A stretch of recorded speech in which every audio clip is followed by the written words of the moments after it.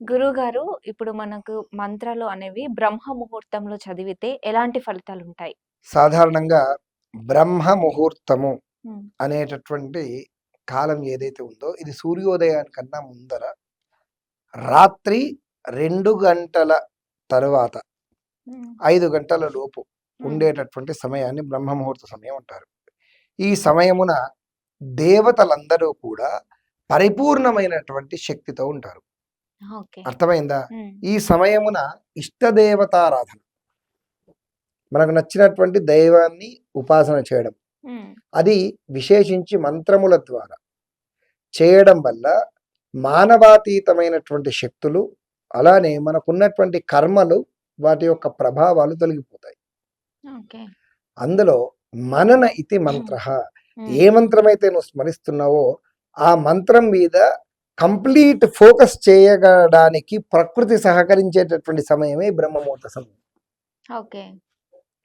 ప్రపంచం మొత్తం ప్రశాంతంగా నిద్రపోతూ ఉంటుంది హ్మ్. ఆ సమయంలో.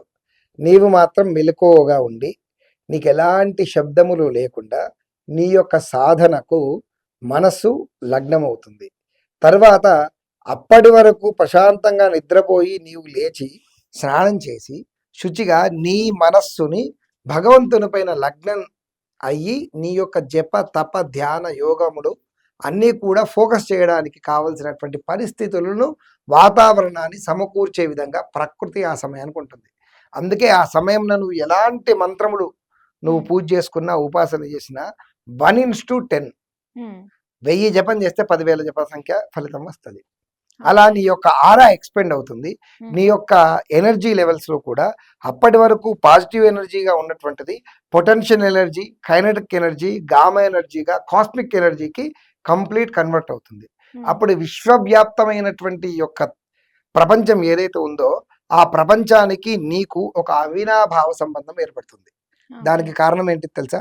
ఈ ప్రకృతి మొత్తం కూడా పంచభూతాత్మకమైంది. ఈ అవును. దేహం మొత్తం పంచభూతాత్మకమైంది. హ్మ్. సో ఇంటర్నల్‌గా నీ శరీరంలోకి ఏదైనా కావాలి అంటే నువ్వు ఎక్స్‌టర్నల్ నుంచి తీసుకోవాల్సిందే.